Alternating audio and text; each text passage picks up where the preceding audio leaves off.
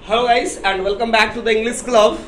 And आज के session में हम लोग जानेंगे नाउन क्लॉज को। तो चलिए, इसके पहले हम लोगों ने जो लास्ट वीडियोज है उसमें हमने देखा है नाउन क्लॉज क्या होता है, नाउन क्लॉज का फॉर्मेशन कैसे होता है, नाउन क्लॉज का आइडेंटिफिकेशन कैसे होता है, और आज हम लोग जानने वाले हैं काइंड्स ऑफ नाउन क्लॉज। तो हम यहाँ पर मेंशन करेंगे सिर्फ वर्ड काइंड्स को, और आज हम लोग डिस्कशन करने वाले हैं टाइप्स को। तो काइंड्स ऑफ नाउन क्लॉज जानने से पहले जो हमारे लिए जो सबसे ज्यादा इंपॉर्टेंट होता है वो होता है नाउन को पहचानना। तो जहां जहां हम सेंटेंस में नाउन इस्तेमाल करेंगे वहां वहां क्या बनेगा, नाउन क्लॉज। क्योंकि नाउन क्लॉज के डिफिनीशन से हमको पता है the clause that is formed in place of a noun और ए प्रोनाउन। ठीक है, नाउन क्लॉज किसका काइंड होता है, सबऑर्डिनेट क्लॉज का। The part of the subordinate clause that is formed or that is formed or that is framed in place of a noun or a pronoun, that is noun clause। तो वैसे subordinate clause का kinds जो किसी noun या pronoun के जगह पर इस्तेमाल होता है उसको कहते हैं नाउन क्लॉज। तो आइए दोस्तों, आज हम बातें करते हैं use of noun in a sentence. Use, ठीक है ना, यूज ऑफ ए नाउन। हम एक सेंटेंस में नाउन का इस्तेमाल कहां कहां करते हैं। तो नाउन का इस्तेमाल कहां कहां करते हैं ये जानना हमारे लिए काफी इंपॉर्टेंट होता है। इसलिए जानना इंपॉर्टेंट होता है क्योंकि हमको ये डायरेक्टली जुड़ा हुआ है नाउन क्लॉज से। तो नाउन का इस्तेमाल जो सबसे पहला है हमारा वो होता है एज ए सब्जेक्ट के रूप में। नाउन का इस्तेमाल हम लोग कहां करते हैं, एज ए सब्जेक्ट। तो हम इसमें लिख सकते हैं यूज एज ए सब्जेक्ट। और सब्जेक्ट किसका होता है, of a sentence, of a sentence. तो यानी सब्जेक्ट के सेंटेंस में के रूप में किसका इस्तेमाल हम करते हैं, नाउन का। ठीक है, जैसे राम इज ए बॉय। ठीक है, the pen is the best friend of a student. Pen विद्यार्थियों का सबसे अच्छा मित्र होता है। तो ये पेन हमारा क्या है, नाउन है। किस रूप में यूज हुआ है, सब्जेक्ट। दूसरा, नाउन का इस्तेमाल हम लोग करते हैं यूज एज ए कॉम्प्लीमेंट। इसके रूप में करते हैं कॉम्प्लीमेंट। जैसे कैसे कॉम्प्लीमेंट बनेगा, ही इज ए बॉय। तो ही इज ए बॉय में बॉय मेरा क्या है, नाउन है, कॉमन नाउन है। तो बॉय किस रूप में, इज आर एन के बाद नाउन आएगा, क्या बताया था, कॉम्प्लीमेंट। याद है ना, तो कॉम्प्लीमेंट के रूप में इस्तेमाल होगा। अगला, हम नाउन का इस्तेमाल करते हैं used as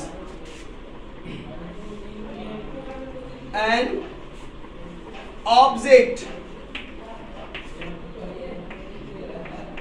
of the transitive verb। Noun clause का इस्तेमाल हम लोग करते हैं ट्रांजिटिव वर्ब के ऑब्जेक्ट के रूप में। ट्रांजिटिव वर्ब के ऑब्जेक्ट के रूप में कैसे, जैसे I love my mom.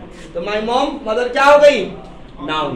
Love मेरा क्या है, ट्रांजिटिव वर्ब। मेरा क्या हो गया, object to the transitive verb. अगला, हम नाउन का इस्तेमाल करते हैं यूज्ड एज एन ऑब्जेक्ट। अब ऑब्जेक्ट के लिए वो इस्तेमाल करेंगे टू द क्या, इन्फिनिटिव। हम लोग इन्फिनिटिव कल ही पढ़े हैं। ठीक है, इन्फिनिटिव के रूप में, इन्फिनिटिव के ऑब्जेक्ट में हम किसका इस्तेमाल करते हैं, नाउन। एग्जाम्पल दिया जाए, I want to buy a pen. तो 2 + V1। चलिए यहां से एग्जाम्पल यदि हम शुरू करें तो I want to buy a pen. I want to buy a pen. देखो 2 + V1 क्या है मेरा, इन्फिनिटिव। इन्फिनिटिव। और ये इसका, ये पेन मेरा क्या है, ऑब्जेक्ट। तो हमने यही तो बताया कि नाउन किसका ऑब्जेक्ट के रूप में होता है, इन्फिनिटिव का।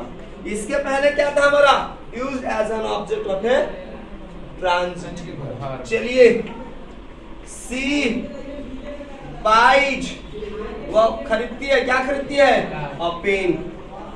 ये पेन हमारा क्या बन गया, ऑब्जेक्ट है। तो नाउन किस रूप में है, ऑब्जेक्ट। किसका ऑब्जेक्ट, बाई। खरीदो, क्या खरीदो, तो जो लाट और हम का जवाब दे, ट्रांजिटिव। आई बातें समझ में, आगे आओ। अगला क्या है, This is a pen. This is a pen. This is a pen. This is a pen. या this is my pen. ये हमारा पेन क्या बन गया? Complement. Parts of speech. Noun. Complement के रूप में इस्तेमाल हो गया. ठीक है. अगला एज ए सब्जेक्ट. अगला है हमारा सेंटेंस.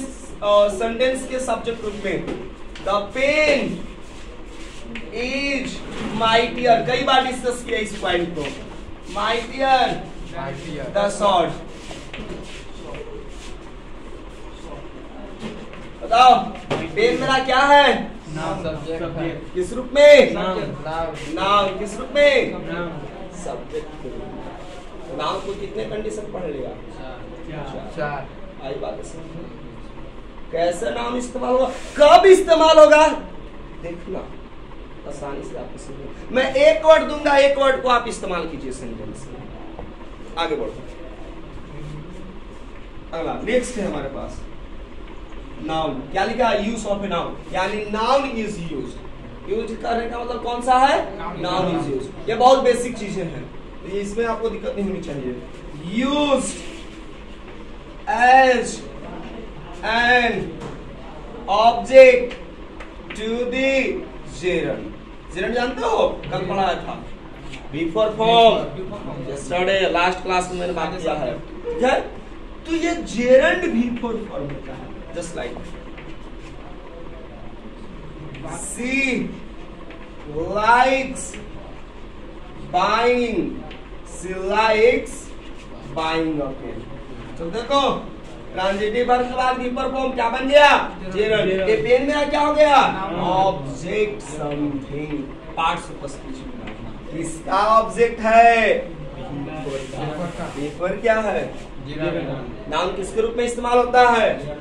Object to the. ये अंडा नहीं है गोल. ऑब्जेक्ट है. Object to the. अगला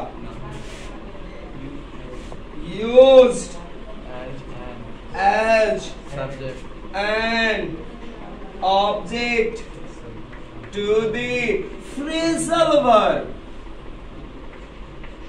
phrasal verb. अब सवाल की सर ये बताइए पहले phrasal verb क्या होता है? नहीं चल रहा हम लोगों को.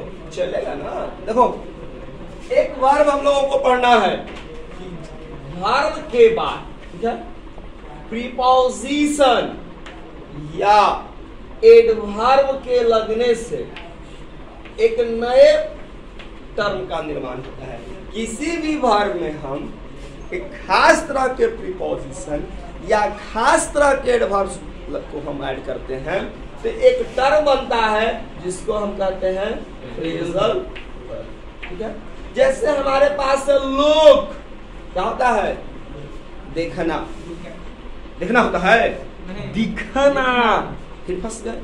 लुक का मतलब to seem to disappear. Appear sorry disappear. तो लुक का मतलब देखना नहीं दिखना. जैसे आई लुक टायर्ड. लेकिन ऐसा नहीं टायर्ड दिख रहा हूं नहीं ना. अभी माउंट एवरेस्ट को फतह कर सकते हैं. अब यहाँ रहता हम लोग फतह करेंगे. फिलहाल तो अभी जाना पड़ेगा ना नेपाल के साइड में, क्योंकि नेपाल के साइड से ही हम लोग हिमालय की मतलब चढ़ाई करते हैं. तो फिलहाल यहाँ नहीं. हम लोग की माउंट एवरेस्ट नहीं है कि आज नाउन क्लाउज को फतह कर देना है. हमारे लिए माउंट एवरेस्ट यही है. आपके लाइफ में छोटे छोटे जो प्रॉब्लम्स है आप उस पर फतह कीजिए, वही आपके लिए माउंट एवरेस्ट है. हर प्रॉब्लम अपने आप में माउंट एवरेस्ट है. आप धीरे धीरे धीरे धीरे आगे बढ़ जाते हैं. तो लुक का मतलब देखना होता है. और इसमें हमने तो बताया था फोर. तो क्या बन गया? लुक का मतलब दिखना. फोर माने के लिए. तो के लिए देखना गड़बड़ हो गया. नहीं. तो लुक वर्ब में जब फोर प्रीपोजिशन ऐड किया तो एक खास तरह का वर्ब बनता है जिसका मीनिंग उसमें इंडिविजुअल वर्ड के मीनिंग से अलग होता है. फिर से phrasal verb is the verb that is made up of from the combinations of either preposition or an adverb which have the different meaning of the words used individually.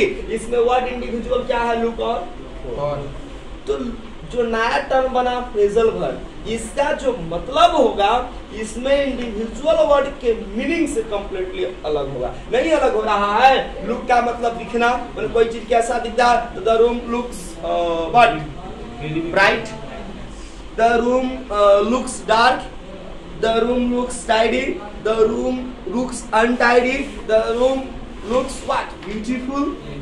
ठीक है, तो अब लुक फॉर का मतलब हमने क्या हो गया, टू सर्च। अब हम विद्यार्थियों के लिए पेन कितना प्रॉब्लम होता है जब हमारे क्लासेस शुरू होते हैं, बैग ढूंढते हैं, अलमीरा ढूंढते हैं, आखिर गया तो कहाँ गया। ये पेन बड़ा इंपॉर्टेंट होता है। हम लोग को भी कभी कभी प्रॉब्लम्स होते हैं, पेन कहीं इधर उधर रखा गया आपको। अब हमको जो नाउन पेन को इस्तेमाल करना है ऑब्जेक्ट को, लेकिन ऑब्जेक्ट किसका इस्तेमाल करना है, फ्रेजल वर्ब। फ्रेजल वर्ब समझ में आया, वर्ब में प्रीपोजिशन और एडवर्ब के मिलने से एक नया टर्म बनता है जिसको फ्रेजल वर्ब कहते हैं, जिसका मतलब उसमें इस्तेमाल किए गए एक एक वर्ड अर्थात जिसके लिए हम इंडिविजुअल वर्ड इस्तेमाल कर रहे हैं उसके मीनिंग से भिन्न होता है या अलग होता है। ये लैंग्वेज समझ में आया। जैसे मैंने इसमें एग्जांपल्स लिया और भी फ्रेजल वर्ब पर कई सारे एग्जांपल, लेकिन पहले कर लेते हैं। ठीक है, तो अब देखो, सी इज लुकिंग फॉर, वो ढूंढ रही है। लुक फॉर क्या है मेरा, phrasal verb. She is looking for a pen, वो एक पेन के लिए, बिकॉज उसके पास टाइमिंग शुरू हो गए हैं और पेन है नहीं, तो she is looking for a pen. ये पेन मेरा क्या है, नाउन। किस रूप में, ऑब्जेक्ट। किसका ऑब्जेक्ट, कौन सा फ्रेजल वर्ब दिखाई दे दिया आपको, लुक फॉर। क्या जानते हैं लुक फॉर का मतलब, ढूंढना, टू सर्च, फ्रेजल वर्ब। और एक नाउन का अगला इस्तेमाल हम लोग सीखेंगे 7। ठीक है, हमें है used as an object, infinitive हो गया, जेरेंड हो गया, उसके बाद फ्रेजल वर्ब हो गया। अब हमको पढ़ना है to the preposition, object to the preposition. Noun जो होगा इस्तेमाल होता है किसका, ये तो चैप्टर कॉमन है, लेकिन ऑब्जेक्ट किसका, प्रीपोजिशन। चलिए ना एक एग्जांपल लेते हैं। Is it visible, yes. I right a message, मैं एक मैसेज लिखता हूँ विद ए पेन। किससे लिखता हूँ, विद ए पेन। ये हमारा विद क्या है, पेन क्या है, नाउन। किस रूप में, ऑब्जेक्ट टू द प्रीपोजिशन आया, यानी नाउन किस रूप में इस्तेमाल होता है, object to the, object to the preposition. एक अगला हमें और लास्ट नाउन का जो अंतिम है वो है used as an used as an apposition। अब हमें समझना है कि एपोजिशन क्या होता है। ठीक है, तो noun used as an apposition, noun का इस्तेमाल हम एपोजिशन के लिए करते हैं। जो एपोजिशन क्या होता है इसका एक झलक, तो पहले आप इसको जितना जल्दी स्क्रीनशॉट ले लो। आइए, जो हम लोगों का लास्ट यूज है एपोजिशन, तो हम लोगों को समझना है कि एपोजिशन क्या होता है। तो दोस्तों मैं आपको बताऊं कि जो एपोजिशन होता है, ठीक है ना, एपोजिशन एक खास तरह के ग्रुप ऑफ वर्ड्स होते हैं। क्या होते हैं, ग्रुप ऑफ वर्ड्स। और ग्रुप ऑफ वर्ड्स को क्या कहते हैं, फ्रेज। फ्रेज क्या कहते हैं ग्रुप ऑफ वर्ड्स को, फ्रेज। और जब ग्रुप ऑफ वर्ड्स में सब्जेक्ट और फाइनाइट वर्ब लग जाता है तो क्या कहते हैं, सेंटेंस। और सिर्फ ग्रुप ऑफ वर्ड्स रहता है तो क्या कहते हैं, फ्रेज। तो apposition is a particular kind of phrase. पता चल गया कि एपोजिशन क्या होता है, फ्रेज होता है। तो जो एपोजिशन है वो एक खास तरह का फ्रेज होता है, ठीक है ना। एक ऐसा phrase, the group of words, the group of words, ठीक है ना। The group of words that are used, जिसका हम लोग इस्तेमाल करते हैं। क्या करने के लिए इस्तेमाल करते हैं? तो किसी नाउन के मीनिंग को एक्सटेंड करने के लिए। समझ वाली बात है? किसी नाउन के मीनिंग को एक्सटेंड करने के लिए जो ग्रुप ऑफ वर्ड्स इस्तेमाल करते हैं उसी को हम लोग कहते हैं apposition. The group of words that are used to extend, क्या करने के लिए? To extend the meaning of an antecedent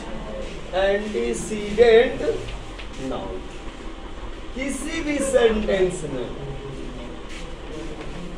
is called an apposition, उसे हम क्या कहते हैं? एपोजिशन। अब गौर से देखो, एक एग्जांपल हम उठाते हैं जिसमें कोई नाउन है, ठीक है। अब उस नाउन को जैसे हम कहते हैं टेक, सबको पता है द इंग्लिश क्लब, तो this is the name of institute, तो क्या हो गया? नाउन। याद रहेगा? याद रहेगा?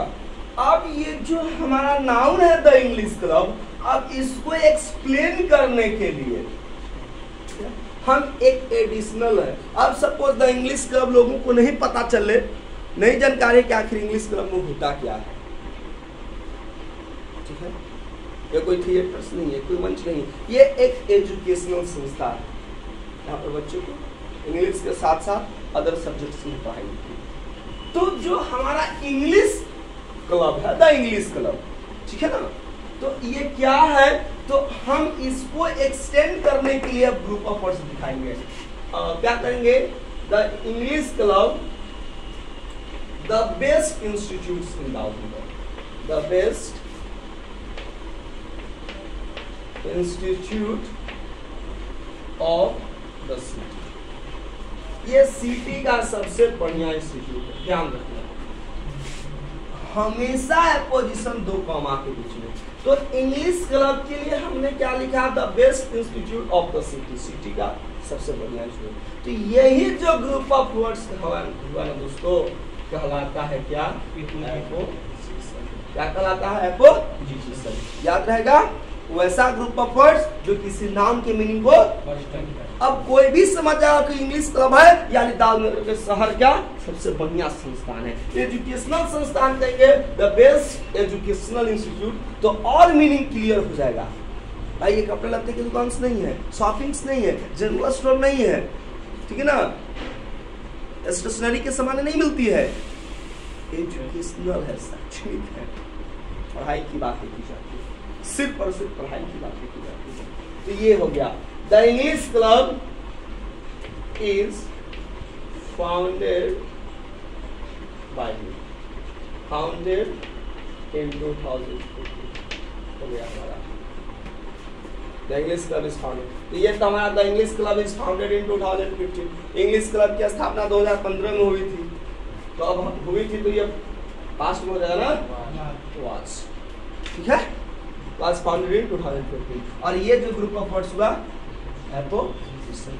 चलिए अगला एग्जांपल लेते हैं, अब थोड़ा सा हट कर लेते हैं। सब लोग हम लोग जानते हैं धोनी को, धोनी, अब धोनी कौन है? तो अब ये धोनी जो नाउन है, सबको बहुत सारे ऐसे वर्ल्ड में लोग होंगे जो को क्रिकेट के प्रेमी नहीं है।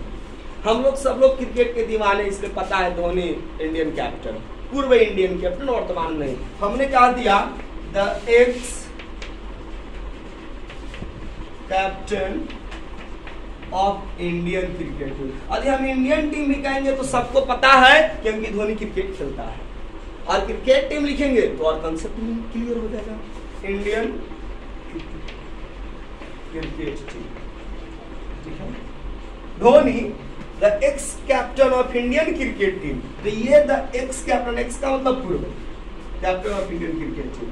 अब ये हमारा ग्रुप ऑफ वर्ड्स है, कोई सब्जेक्ट है, कोई फाइनाइट वर्ब है, सिर्फ और सिर्फ इस नाउन को एंटीसीडेंट नाउन जो उसके पहले इस्तेमाल किया गया है उसके मीनिंग को क्या कर रहा है? बढ़ा दे रहा है। यानी कोई नहीं जानता है कि धोनी कौन है, तो जान लो भारत तो ये क्रिकेट टीम के पूर्व में कप्तान था, स्कीपर था। कैप्टन को हम लोग स्कीपर बोलते हैं, ठीक है ना। अब क्या है जी, तो हम लोग को पता है कि हम लोग के बगल में रहता है। He is from Jharkhand, lives in Jharkhand, lives in Jharkhand,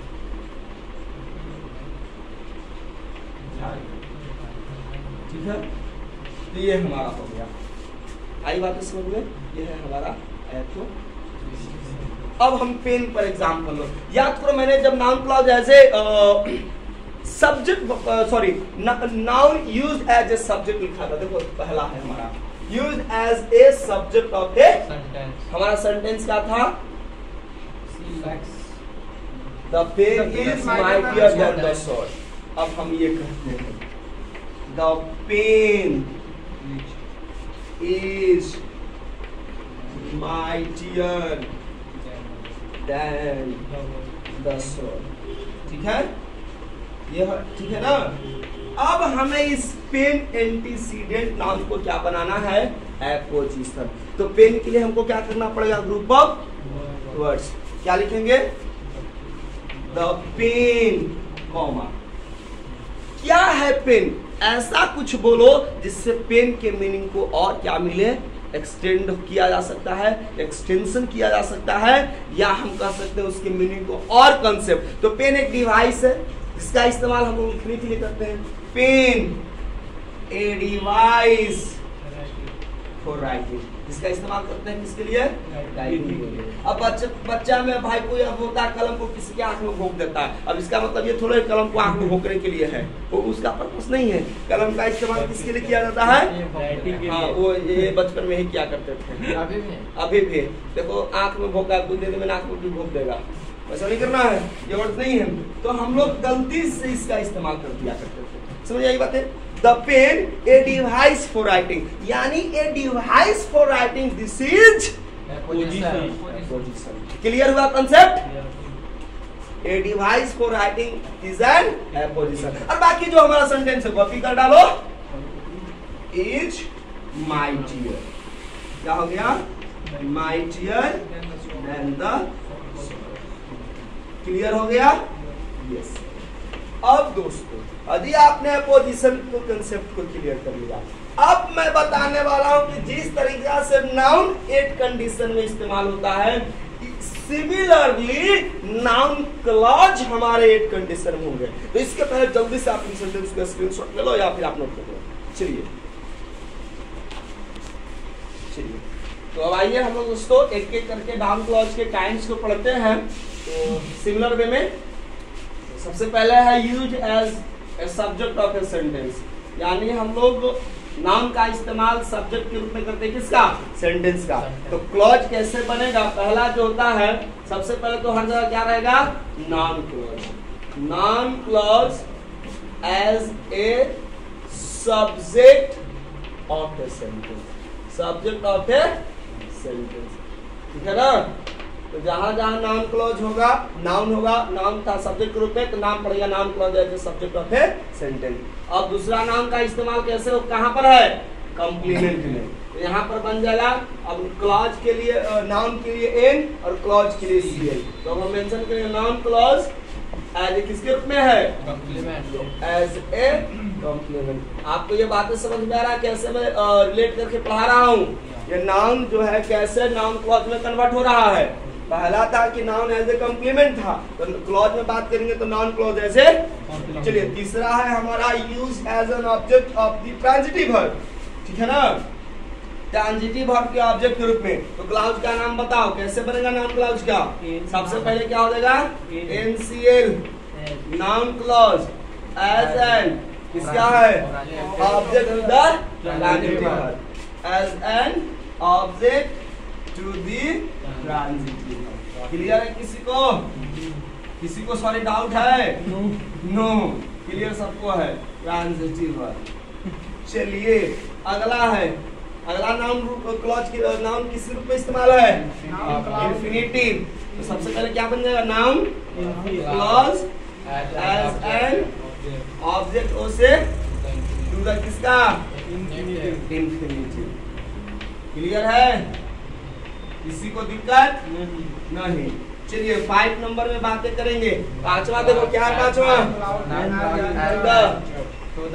यानी noun used as a gerund. तो क्लॉज में क्या बनेगा, noun clause as an object to the gerund. और अभी मैं पूछ लूंगा सारा बातें कि नाउन का एक कंडीशन और नाउन क्लॉज का एक कंडीशन। तो नाउन का एक कंडीशन यहाँ और नाउन क्लॉज के एक काइंड्स यहाँ। कैसे हुआ मैं आपको रिपीट बताया। और नेक्स्ट बढ़ जाते हैं फिलहाल। तो 6 नंबर में देखो used as an object to the, चलो क्लॉज बताओ, noun clause as an object to the phrasal verb. किसी को दिक्कत है? नहीं। पढ़ो आगे 7वां, नाउन क्लॉज एज एन, चलिए used as an object to the, चलो बनाओ, noun clause as an object to the preposition. Clear? चलिए यस सर। नेक्स्ट पढ़ते हैं नाउन क्लॉज, चलिए अगला है noun clause as an apposition. यही थे हमारे 8 काइंड्स। तो हम उम्मीद करते हैं कि आपको ये 8 काइंड्स समझ में आया होगा। तो दोस्तों आज का सेशन यहीं पर समाप्त करते हैं। उम्मीद करते हैं आज का जो हमारा क्लास काफी इंटरेस्टिंग रहा होगा, नई नई चीजें सीखने को मिले। और यदि आपको वीडियो पसंद आई हो तो लाइक शेयर एंड सब्सक्राइब करना ना भूलें। तो मिलते हैं नए वीडियो में एक नए अंदाज में, तब तक के लिए।